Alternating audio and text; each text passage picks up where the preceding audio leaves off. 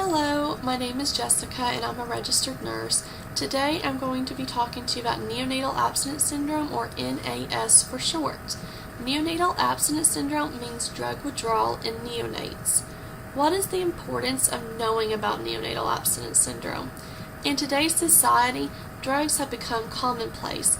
People are using them for medical uses or for recreational purposes. In the United States, 70% of women with substance abuse have children. Of the pregnant women consuming opiates, 60 to 80% of those babies developed neonatal abstinence syndrome. How does a baby develop neonatal abstinence syndrome? While the baby is in the womb, the placenta is used as a pathway to transport oxygen and nutrients from the mother to the baby. The placenta also transports other substances as well. Pregnant women consume alcohol, smoke cigarettes, or take medications such as opiates or barbiturates, or illegal substances such as cocaine or heroin can transport these substances via the placenta to the unborn baby. The unborn baby is obtaining an unending supply of these substances. After the baby is born and the umbilical cord is clamped, that unceasing supply has suddenly stopped.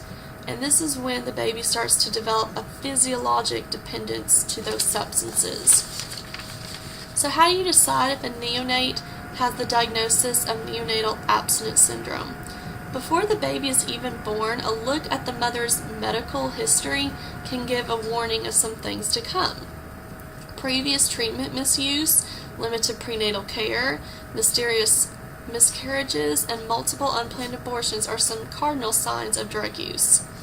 After the baby is born, some laboratory screenings can be completed. Urine testing can display what the mother has taken within a couple days or weeks prior to delivery. Meconium testing is a more comprehensive test that looks at the mother's drug consumption throughout the entire pregnancy. Laboratories are now comparing meconium testing and umbilical cord testing in relation to the accuracy of neonatal abstinence syndrome. Some studies have shown that umbilical cord testing has shown to be in the 90th% range of accuracy when compared to meconium. After lab results come back with the diagnosis of neonatal abstinence syndrome, the next step is to assess the severity of withdrawal. There are many scoring systems that can be used. The one I'm going to be talking about today is the first standardized scoring system ever published, and that was in 1975. The name of the scoring system is Finnegan Neonatal Abstinence Scoring System. Now, this is a checklist divided into 21 items of the signs and symptoms of NAS. Trained staff measure disruptions in neurologic, nervous, gastrointestinal, and respiratory disturbances. Each clinical manifestation contains a certain point value. A total of those point values determines the severity of neonatal abstinence syndrome.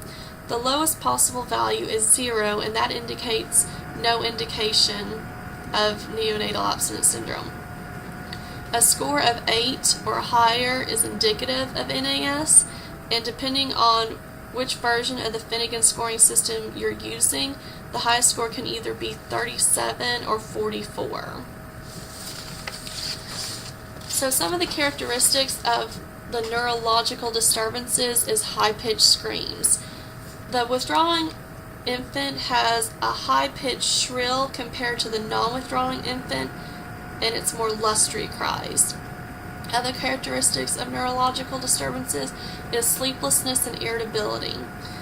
The infant with NAS has a very hard time sleeping or staying asleep, and when awake is very irritable and hard to console, versus the non-withdrawing infant can have some quiet awake times.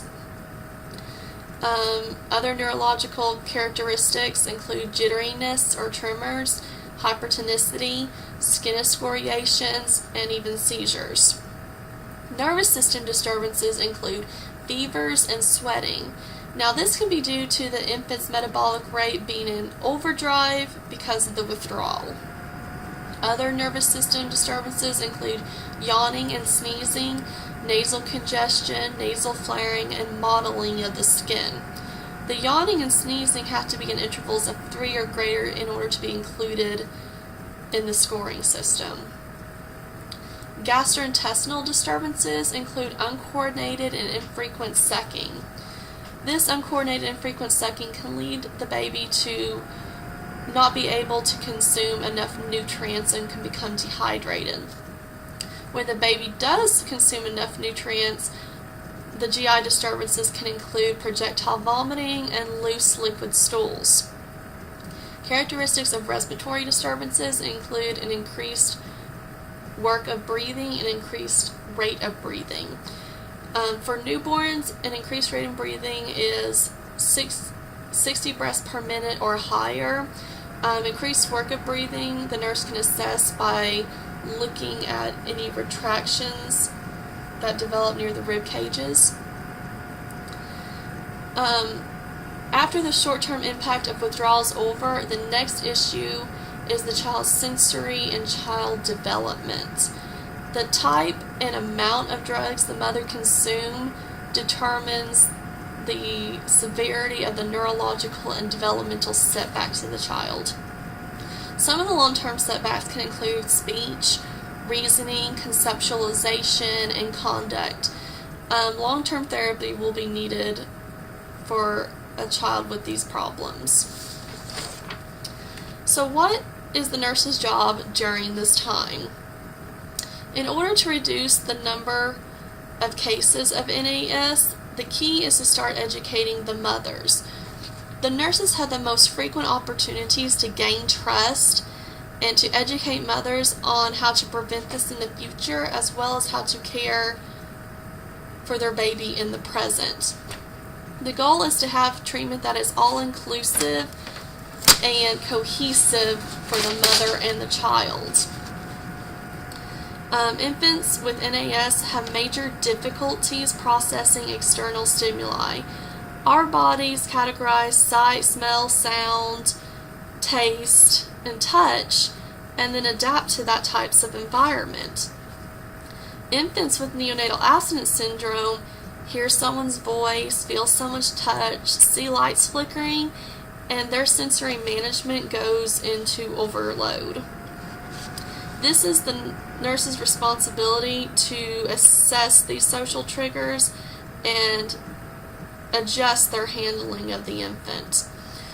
For the infant's uncoordinated muscle management, stiff tone, the swaddling of the blanket and using gentle touch can be of help. And this also helps with the infant's uncontrollable irritability during this time. Another nursing approach is to offer pacifiers, and this helps with the baby's uncoordinated and infrequent sucking. Holding or swinging also calms a baby with NAS. At times, an infant may need just the low and quiet environment, and this is what the nurse needs to teach the parents. Non-drug therapy can only help babies with mild neonatal abstinence syndrome. Moderate to severe withdrawal requires hospitalization and drug therapy. Finnegan scores are used to determine when to start therapy as well as how much treatment to start. It is the nurse's responsibility to obtain the scores and to notify the physicians of those scores. Each hospital has their own medication protocol when it comes to neonatal abstinence syndrome. There are studies being done to compare one protocol to another. One study compared a group of babies taking morphine and phenobarbital versus taking chlorohydrate and clonidine. The results did show that the babies taking chlorohydrate and clonidine did wean off their medications faster than the babies taking morphine and phenobarbital. Ongoing studies will improve the neonatal abstinence syndrome protocols and will assist in improved medication regimen. And in conclusion, the percentage of babies with neonatal abstinence syndrome is on the rise, and the medical and nursing staff face multiple facets of neonatal abstinence syndrome, and the staff's job is to aid in the smooth recovery of the infant as well as to educate the caregivers involved. Maternal intervention is required in order to decrease the number of cases of NAS in the future. If we don't give any assistance or education, then the number of babies with neonatal abstinence syndromes will continue to rise. Nursing staff as well as caregivers will need to obtain continued education in order to understand this condition of NAS, as well as reduce the number of cases in the future. Thank you.